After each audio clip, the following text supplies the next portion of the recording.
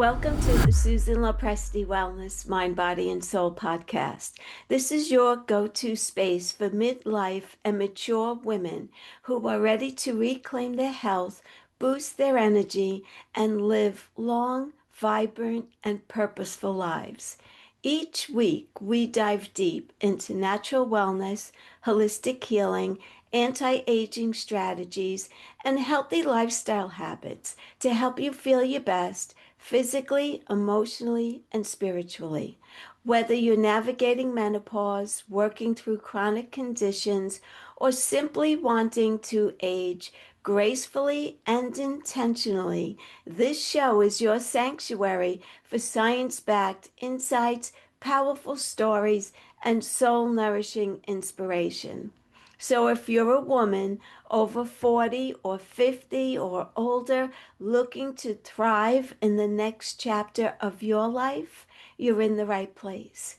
Today's guest is Dr. Karen Parker, and Dr. Parker is a leading voice at the intersection of integrative medicine, energy psychology, and personal transformation. With a PhD in integrative medicine and more than 30 years of teaching experience worldwide, she has dedicated her life to helping individuals heal. Karen is the creator and pioneer of quantum wellness and a passionate advocate for quantum human design, a powerful system that merges ancient wisdom with modern science, blending insights from quantum physics, neuroscience, and energy psychology. She guides people beyond symptom management to uncover and to activate their unique energetic blueprint.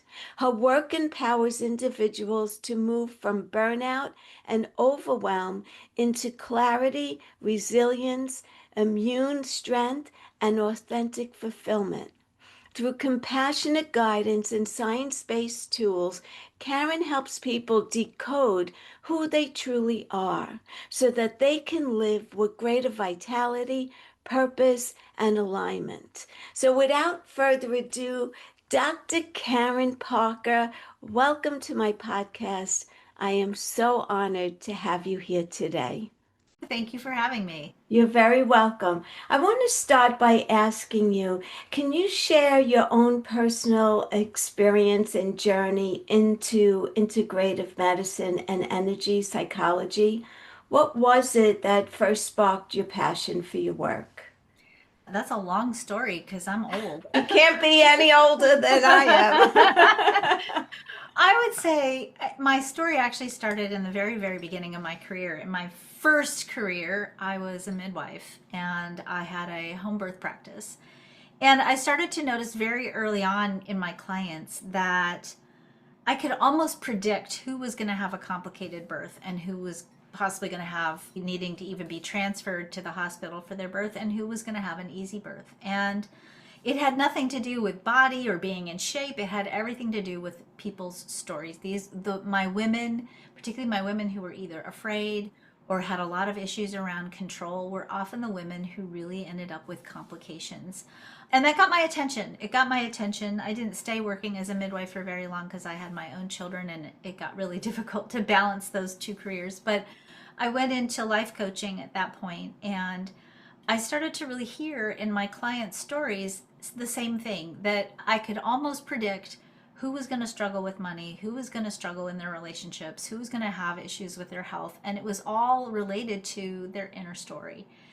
And as a nurse by training, my very first degree is in nursing. I was very well trained to look at the body, look at the manifestations of the physical expression of life. And that was great. We could do goal setting, we could do tactical things. But if we didn't also look at what's going on in your story that is affecting your relationship between who you are and what you create, we can make all the changes that we want to make out here, but if we don't do that interconnection piece, nothing we do out here is going to last. And so I went from that to, I stumbled upon energy psychology in 2000. I studied with Gary Craig and learned the emotional freedom techniques, which was the first place where I really saw, oh, here are some techniques that help us bridge that outer world and inner world. And then I learned human design shortly after that, and that gave me a kind of a different lens on how to get very systematic and strategic with looking at what part of the story do you have to change to sync it up so that your inner world is really matching how you behave in the outer world and in the physical world. Yeah. That's the short version. Then I got my PhD and did research and all kinds of other stuff on that. Okay. So, So let's get into quantum human design. okay. What led you to develop quantum human design? And for our listeners who are not exactly sure what the concept is, what is it exactly? How would you describe it? That's also a long answer, but so we have to start first before we can answer that question with the beginning question, and that is what is actually human design or traditional human design, because quantum human design is a little bit different. Yeah. So traditional human design is a system of, we'll say, personality assessment that is a synthesis of Eastern and Western astrology, the Chinese I Ching, the Hindu chakra system, Judaic Kabbalah, and quantum physics. Basically, it's a system using your birthday and birth time and birthplace that generates a chart, and that chart is basically a map for how you use energy, and that map is derived from ancient and modern archetypes. If you look at all of the parts of human design, those are basically ancient systems that have taken the human story and broken it down into core archetypes. I love traditional human design. I worked with the founder of traditional human design. I studied human design and taught human design for about 12 years. But I got to the point where I was frustrated with it. And part of why I got frustrated with it was I started to attract a lot of clients who were saying things like, I really love human design, but it feels really limiting to me. And part of why it was limiting is that the system itself, in the way that it is originally taught, is a really powerful tool to help you get back into your body, to help you reconnect and remember, like, what does right feel like in my body? If I'm going to make a decision, what does a good decision feel like in my body? Because most of us learn to disconnect from that inner Yes. wisdom. But where human design fell short is it didn't give me a way to talk to my clients beyond healing. It was a great tool for getting people into the body and getting everybody back to baseline. This is what right feels like in my body. This is what not right feels like in my body. But beyond that, who am I now? Now that I'm making better decisions, now I'm more connected to my inner authority. Now I know what right and wrong for me feels like in my body. Once I get to that point, what's next? Who am I? Who am I growing into becoming? And so I started to really feel like there was a missing piece in the human design storytelling piece. So I have always used human design as a storytelling tool. I am not a big fan of any personality assessment system, and I've used a lot of them over the years as a coach. I've used Myers-Briggs, I've used Enneagram, and I love them, and I think they're great systems, but I have always been a little bit nervous, if you will, or at least concerned about using any kind of personality system as a label. Like, you're not a this or a that, because how can we be a this or that? As I said, I'm old. I've been here long enough to know that who I am today is probably going to be really different than who I am tomorrow. And certainly who I am today is an evolved expression of who I was 30 years ago. And if we lock ourselves into a fixed kind of a label, it doesn't really help us mature and evolve our story. And so I was really concerned with having a system that really gave people a label, I'm a this, I'm a that, and didn't take them beyond the label. Once you got to that baseline expression, that remembering of the body, what's next? And so I took the traditional human design system and all of those archetypes, and I went into a lab for a couple of years, and I basically experimented with all of the vocabulary in traditional human design and sound. I used cymatic sound. I measured the frequency of the sounds. And then I rewrote the system in a way that used what I call high frequency language, so that when you start the process of taking back control over your story, who am I? And you start decoding that story, how did I choose to become who I am? What made me who I am? And then you decide, okay, there are pieces and parts of that story that I don't like. These are parts that I learned from my parents that are limiting me, or these are parts that I learned from my family lineage that are limiting me. These are parts that I've outgrown that don't fit me anymore. What do I do next? How do I redesign or recodify or retell my story in a way that leaves room for my growth, that allows me to recode my story, if you will, in the way that I choose? So that was the long answer. Wow. No, that's wonderful. This is so interesting to me. It really is. So, how does quantum human design move someone beyond symptom management, let's say, into true transformation? How does that process happen? So, when we talk about symptoms and symptom management, I would say let's just use the word pain. That's because that's Okay. usually how we experience the symptom, right? Most of, if you're going to go into, let's say, hiring a coach, or you're going to go get some healing of some kind, or you're going to look for someone who's going to support you in making some kind of growth leap, you're probably doing that because something's not working, something's hurting, and we can call that pain. We can say you have pain in your money, or you have pain in your relationships, or you have pain in your body. Pain is a symptom that we really have to pay attention to. In fact, it gets our attention usually. Yes. Pain is really telling you something's going on here where you are out of sync with your authentic self. It's a barometer, right? That's telling us how misaligned are you. And of course, the more pain we're experiencing, usually there's a relationship between the quantity and the quality of pain and the amount of misalignment we have. And that's actually a beautiful thing. We don't like it, it doesn't feel good. Sometimes we want to take a pill for it. But that pain is actually giving us important information that we have to pay attention to, especially once it starts to become chronic, right? Because then it's really saying we've got a chronic misalignment of some kind between the authentic self, our story, and what it is that we really want to be experiencing in the world. When you first start addressing that pain, the first thing you want to do is, of course, get out of pain. And that means you have to really start looking at decoding and understanding what got you into that pain in the first place. Because if you can't figure out where that pain is coming from and where that misalignment is living in your story, so let's say, for example, you're saying, I would really like to make $10,000 a month, but your belief says, I don't deserve that. You can't tackle that disconnect that might be creating pain if you don't know where it lives in your story, if you don't know what part of your story is out of sync. So, the very first thing we want to do to get out of pain or to manage a symptom is to figure out where is it coming from? What's the source of the disconnect, or what's the source of the misalignment? And then, of course, once you recognize the source, then you have to go through the second phase, which is really important. And this is actually the place where most of us don't follow through on the finishing piece. And that is, you also have to then recode the story. It's not enough to just know where it comes from and to be Mhm. aware of it. You also have to get in there and say, hey, this story doesn't fit me anymore. I need a better story. I need to tell a story that is going to include the redemption arc of my healing, and not just live in this place where, okay, now I understand my story. Because if we stay there, then we understand the symptoms, we might get temporary relief, but we run the risk of potentially making our decoding process turn into an excuse for not moving forward. So now, physical pain. So we're talking physical pain. It's actually from your emotions.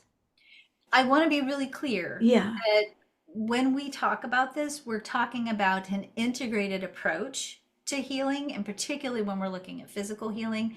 Obviously, sometimes we also really have to look at what's going on in the body, right? If Yeah. you and I'm not in any way saying that we should only look at emotions for healing. I would say, especially as a nurse and as somebody who's studied integrative medicine, we have to add that piece to the Yes. physical and not just say, oh, we only need to look at the story, because adding that piece deepens our potential for longer term healing. And so when we have something going on in the body, of course you want to address pain first thing. It's very hard to do any kind of emotional work when you're physically in pain or not feeling well. Then you want to look at, what is there anything acute that we need to really heal? If you walk into the emergency room with a broken leg, it doesn't matter what the emotional piece is, you're still probably going to have to reset the bone. So we want to deal with anything acute on a physical level. And then we want to look at, okay, what are the more holistic approaches that we need to look at for longer term healing?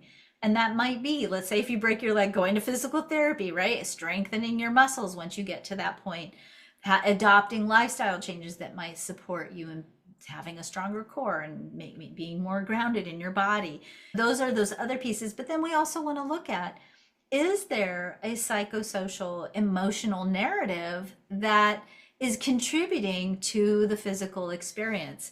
So you might want to, sometimes if we have an accident, there's a bigger lesson in there. It can be bringing us an important message on the psychosocial, spiritual, emotional level. Did you Right. break your leg because there's something going on in your life where you know you need to take a step forward and you're afraid of taking that step forward? And metaphorically, your body has demonstrated to you, hey, there's something you need to pay attention to before you move forward. Do you need to look at, is your body giving you an important message that you've been maybe ignoring, or that you need to really focus on, so that you can take your momentum and integrate it, mind, body, and spirit, into a healing process? Yes. But in order for someone to do that, they really need to be very self-aware and Mm. not just think that it's the pain in my leg and that's where it's all about. And so there's a bigger picture to that. Totally, So, totally. yeah. And part of why I like to integrate human design into that is that there's a correlation in the human design chart between parts of the body and parts of the human story.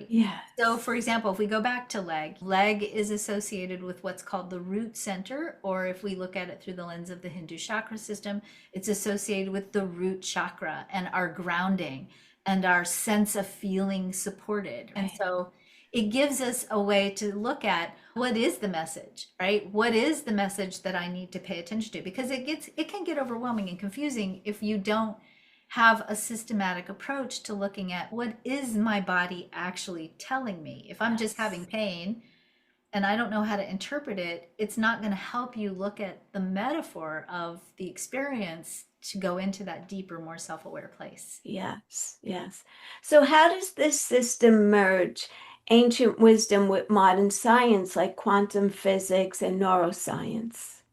So again, it goes back to looking at the chart itself contains within it all of these ancient archetype-based system. And so if we look at the Hindu chakra system, which is thousands of years old, the Chinese I Ching, which is thousands of years old, the Judaic Kabbalah, which is thousands of years old, we're looking at systems that first of all, are enduring. And I think just the fact that they're enduring tells us a lot about the validity of these systems as being an effective way for us to interpret our human Yes. story. And when we look at the correlation then between these ancient systems, and then we look at, or we weave into our modern understanding of, really the answer to the, I think, a very important question is, how are we making decisions, right? What is influencing what makes our decisions? And recognizing that quantum physics teaches us that perspective and expectation is influencing how we're creating our experience of the world. And we look at, where do these expectations get created, and we go back to these ancient archetypes. It starts to help us understand how, through the lens of these ancient archetypes, we're building a story about who we are, and that story about who we are is influencing our expectations, and then consequently influencing how we're deciding to create whatever it is that we're creating. So when we, and of course, that creative process, that decision making process, is so much about our nervous system. So when we can start to say, I have a story, I am a story, I am a story, and I'm going to interpret it through the lens of these ancient systems because they're enduring and they're fairly consistent, and they tell me a lot about who I am, and they tell me a lot about who I could choose to become. And then I start to consciously use an intentional decision making process to start building a different world, building a different experience of the world. Not only am I calling in a different field of information on the quantum level, I'm also then at that point shifting my inner biology, shifting my neurology, so that my body becomes an embodiment of my story, and I'm reacting and responding to the world then in sync with a new identity or a better story. Wow, I love that. That's incredible. So let's talk about mature women because they often feel very burnt out, overwhelmed, or just disconnected from themselves. Why do you think this happens? Hmm. That you're just asking me all the big questions. I mean, let's be real. Part of why it's happening is we're living in an outdated human story, right? We have a story right now in our collective consciousness that is a patriarchal story. And that story basically says, and I mean, we are living it on a nervous system level, that the role of a woman is to meet the needs of everyone, to be the nurturer, to be the person that senses, feels, knows all things about all people she loves, is responsible for being taking care of all of these pieces and parts. And in conjunction with that responsibility and that job, it's also not necessarily a job that's valued to the same degree that we value the role of a traditional male. Now, we have made big strides Yes. in years in that we now are able, we can say women can do anything, most anything men can do. And we've taken a step. If you think about where we are now compared to where we were 150 years ago, Yeah. it's a very different world. Yes. But some of the narrative hasn't changed yet. The story still hasn't changed. And so instead of saying, I now as a woman can go out into the workplace and I can have a partner that then runs the household, raises the children, we don't have that yet as part of No. our collective narrative. And so when we arrive on the doorsteps of, say, menopause, or astrologically, we say you arrive on the doorsteps of menopause at the time when you go through what's called your Chiron return, which is when you do a lot of major inner healing work, and a lot of that healing work is about stepping into your own power and your own purpose. We arrive on the doorstep of menopause depleted and exhausted. Yeah. And we arrive on the doorsteps of menopause in a story that doesn't fit who we are, because what's happening on an astrological level and even what's happening on a physiological level is we're stepping into our power. We're stepping into our authentic self as women who have crossed into that mature threshold at the same time when our collective story, our society is telling us, you're not cute anymore. Your reproductive capacity down the tubes. You're not valuable anymore. And we're quietly devalued the older we get, instead Yeah. of being elevated into the role of being the wise woman leader, which is really what we're designed physically and even astrologically to become. That role is denied to us. And it's denied to us, I think, because in our collective story, the role of the sacred woman and the role of the powerful woman has been written out of our story. Where is the goddess in our cultural narrative? Where is the goddess in our traditional religions? Women have been written out of most collective religions. And when we don't even have a sacred feminine archetype in our spiritual religion, in our orientation, our whole value is written out of the story completely. Is that Oh, it makes sense. And it's okay? also very sad. As you're saying this, I'm thinking, wow, it's so discouraging to realize that. It can be if we allow it to be. And I think Yes. that's the piece that, especially for us as women past, I'll call us the modern matriarch, if we don't step into our own power and we allow that story to be perpetuated, then we are buying into the lie. We're buying into the story. And I think that's a piece that is really up for us as women, specifically at this time on the planet right now. Yeah. I joke about I'm a grandmother. Are you a grandmother? No, not yet. Okay. I became a grandmother 6 years ago. Oh, And beautiful. when I had the privilege of being in the delivery room with my daughter because she ended up having an emergency cesarean and her husband faints at the sight of blood. So he was like, you have to go in for me. So I got to be there when my first grandson was born. And they placed him in my arms.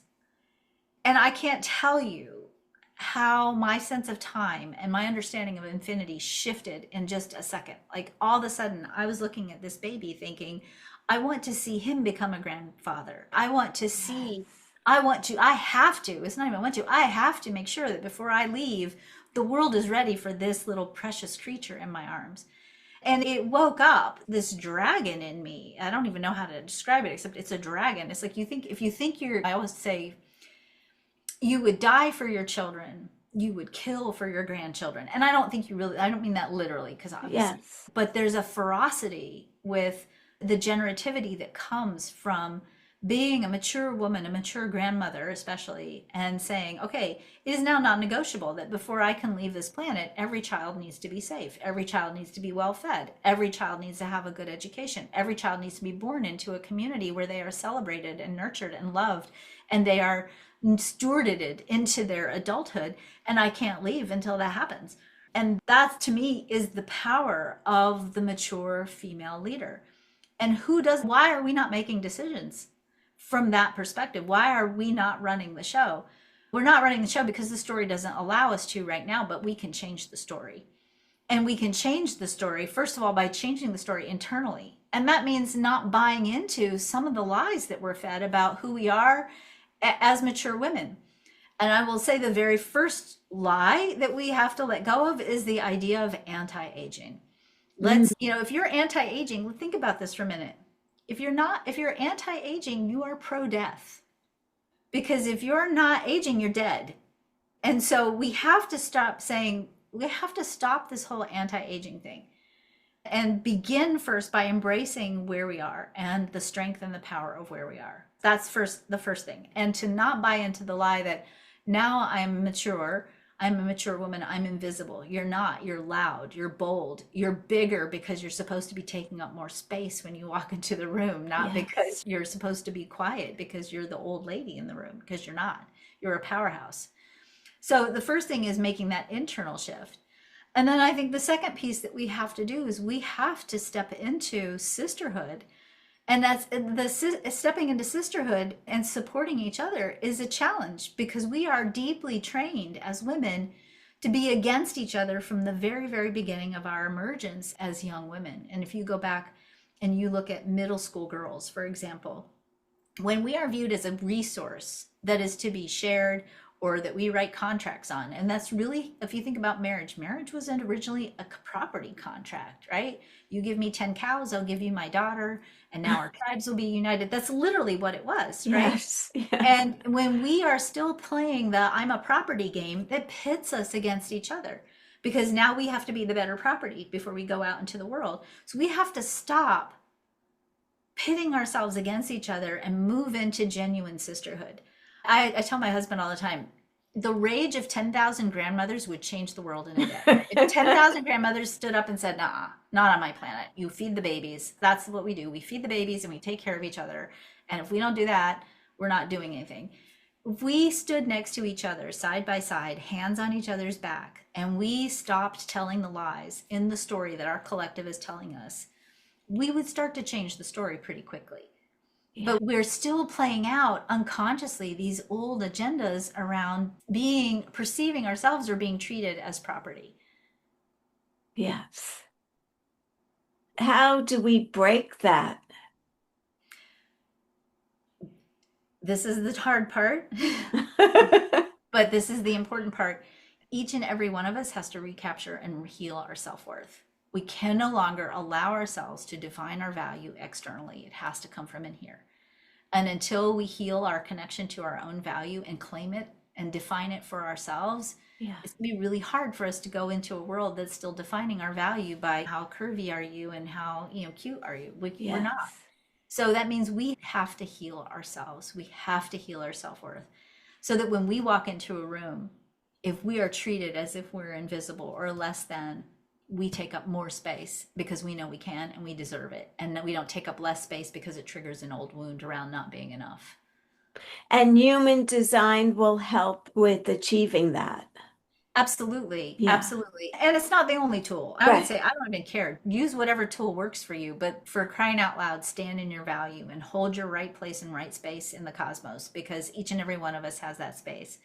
And human design helps us as a tool, is a great tool because one of the things that it does is it helps you reconnect. And I talked about this a little bit earlier. It helps you reconnect with what does right for me feel like in my body?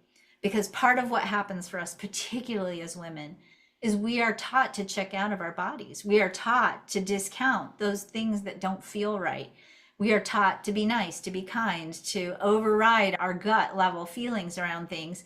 And if you do that long enough and you leave, you self-abandon your physical form and you self-abandon your inner compass, it's very difficult to make those decisions that you need to make around taking up your right place, right space in the world. And so human design is a very practical tool to help you get reconnected back to, okay, when I feel this feeling here in my gut, that's a no.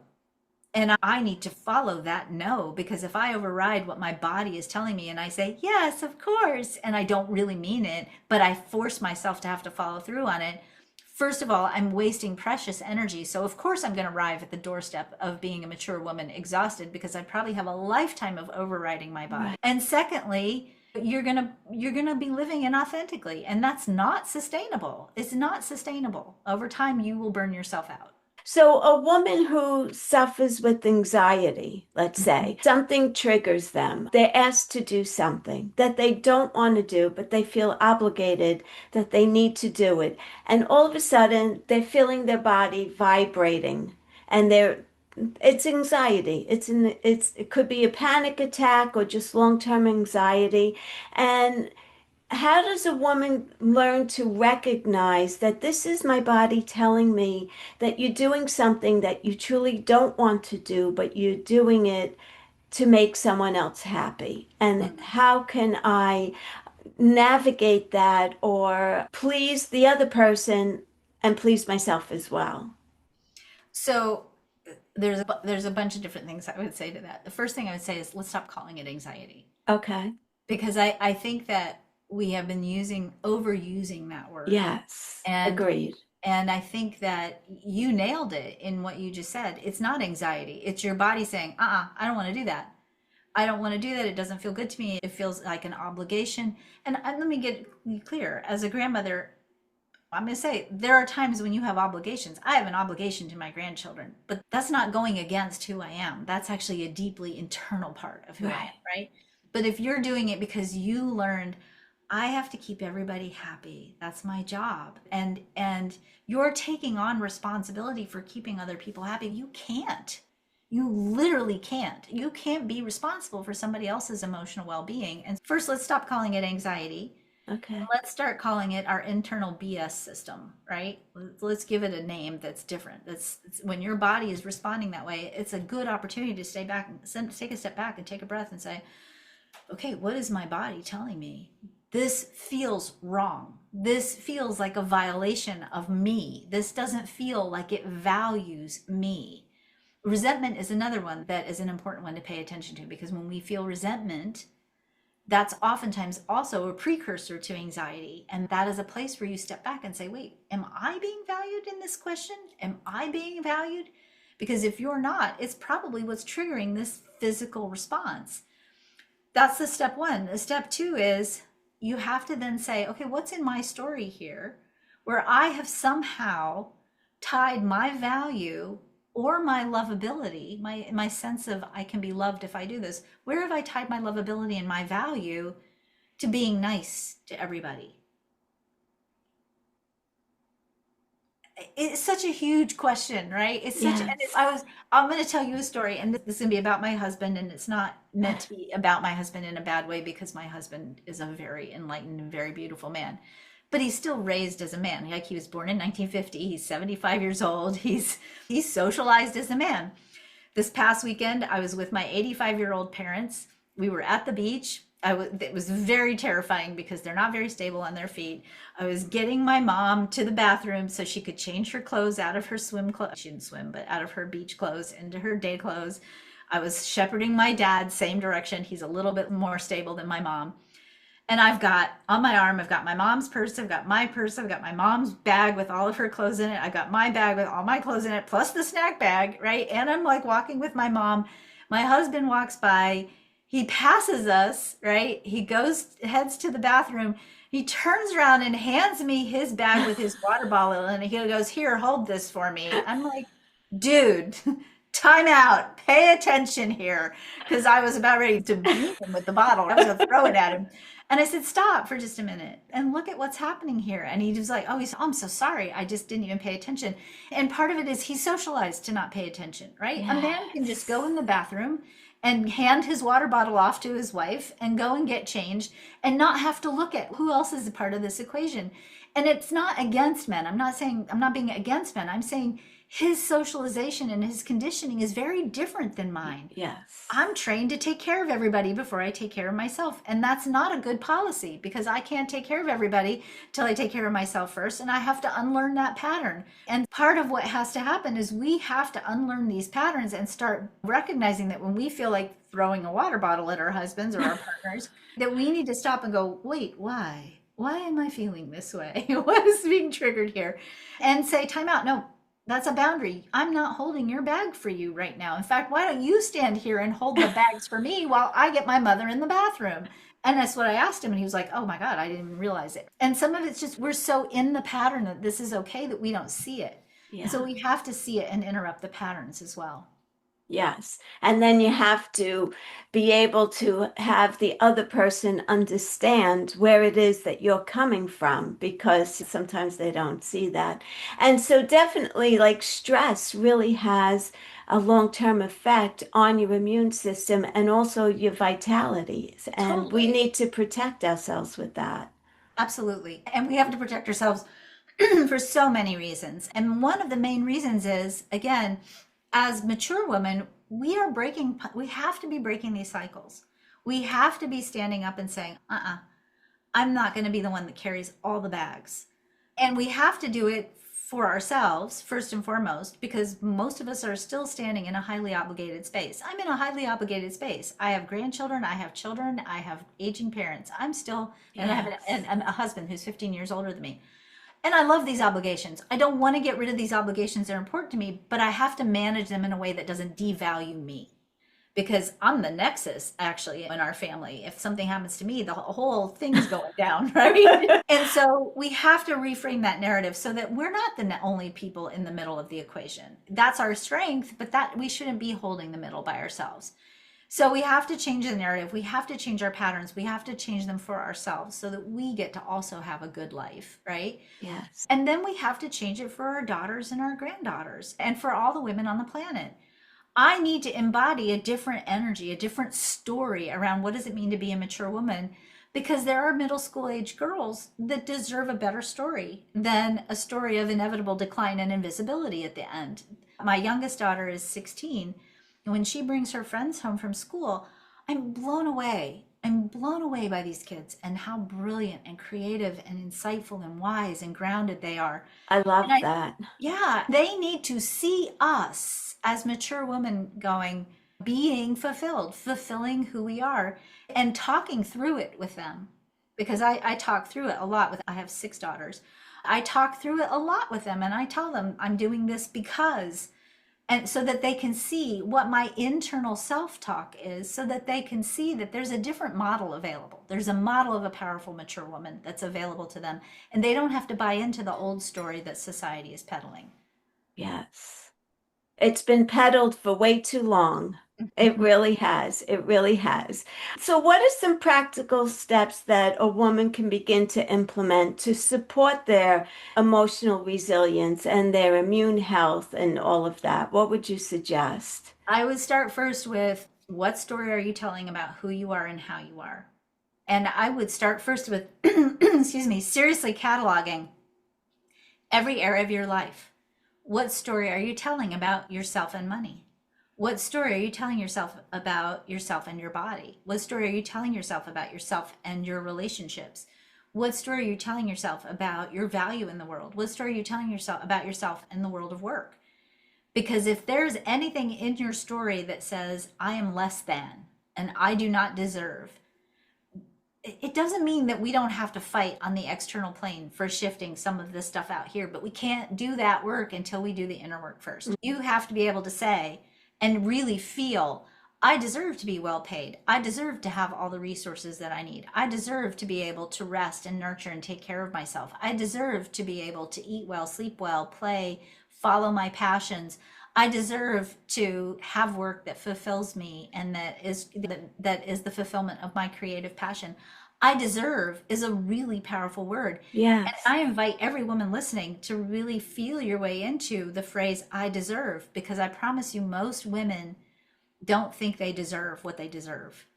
And that is a less than position. That is a self-worth issue. If you think you don't deserve to be honored, respected, cherished, if you think you don't deserve when you walk in the room for have people celebrate you walking into that room, that narrative needs to change first in here.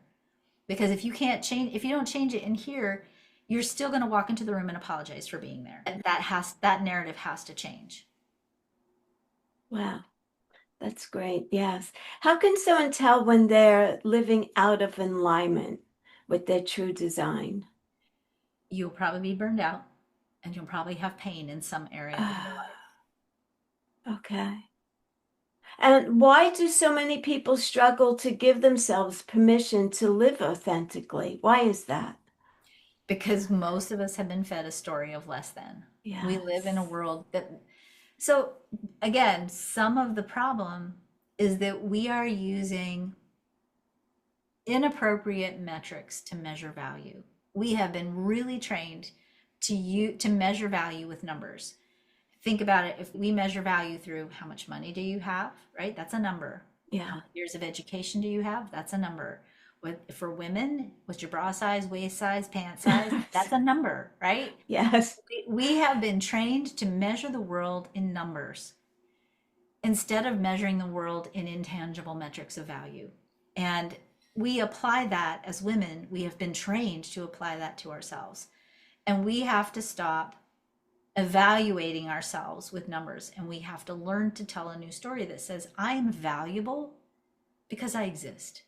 That is the only metric of my value. I exist and I'm valuable because I exist. So I have a right place in a right place, space, and I have a place to fill that is mine that no one else can fill. So move out of the way, please, if you're in my space. Thank you very much.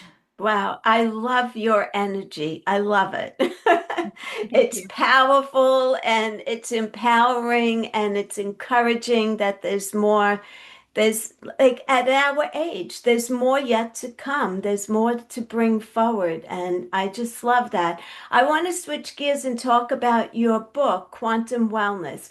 You share practical tools for sustainable transformation. What inspired you to write the book? And I haven't read it yet, but I plan to buy it because this has been such a powerful conversation. Thank you. Thank you. One of the things over the years that I've worked with people, one of the things that kept coming up for people is I know that my story isn't working. I know that I need to change my story, but I don't know where to start.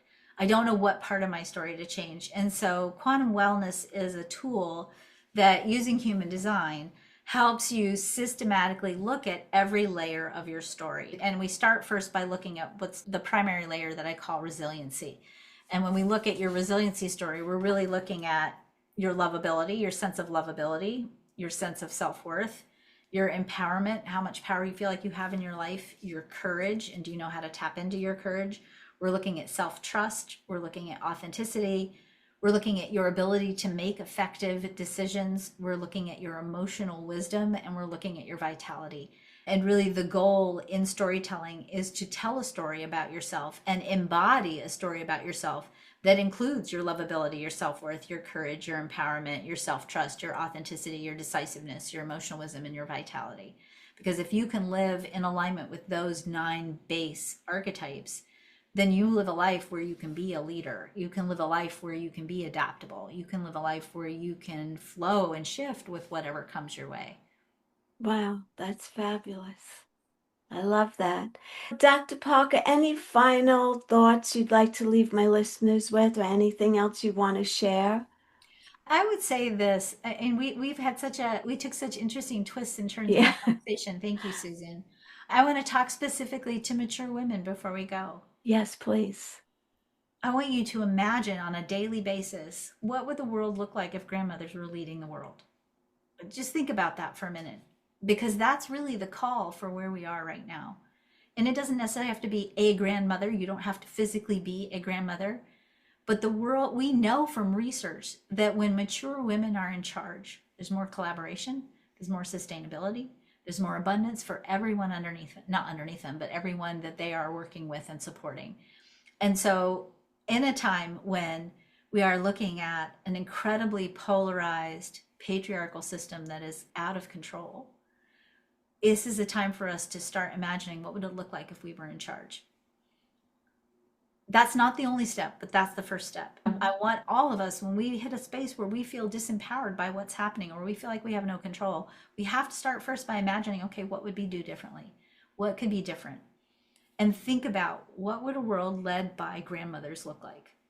That world has existed before, Yes. and it was a pretty cool world. I don't want us to go back. We don't need to ever go back. You can't de-evolve, but we need to evolve forward to a more balanced perspective where we're building sustainability and abundance for everyone. Yes, I love that. That's great. Dr. Parker, thank you so much for coming on. This was such an incredible episode. I'm excited to go back and listen to it again myself. I got really a lot out of it. Thank you so much for coming on. Thank you. Thank you for having me. And where can our listeners find your book?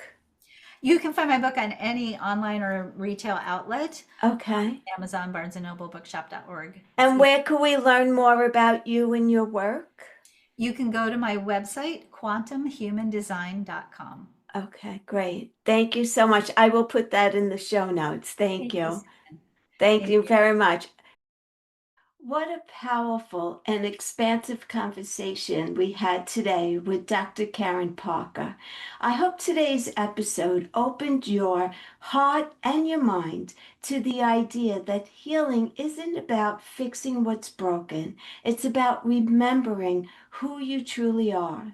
When we understand our unique energetic blueprint and begin living in alignment with it, everything shifts. Our stress levels soften, our immune system strengthens, our sense of purpose deepens, and fulfillment becomes something we embody, not something that we chase. Dr. Parker's work, especially in her book, Quantum Wellness, reminds us that transformation doesn't have to be complicated. It can be science based, compassionate, and deeply empowering. If this episode resonated with you, please share it with a friend, subscribe to the podcast, and leave me a review. Your support helps more women to discover that healing and rejuvenation are possible at any age. And remember, your body holds wisdom. Your energy holds intelligence, and your next level of wellness begins the moment that you choose alignment. Until the next time, this is Susan LoPresti wishing you vibrant health in your mind, body, and soul. Thank you for joining today.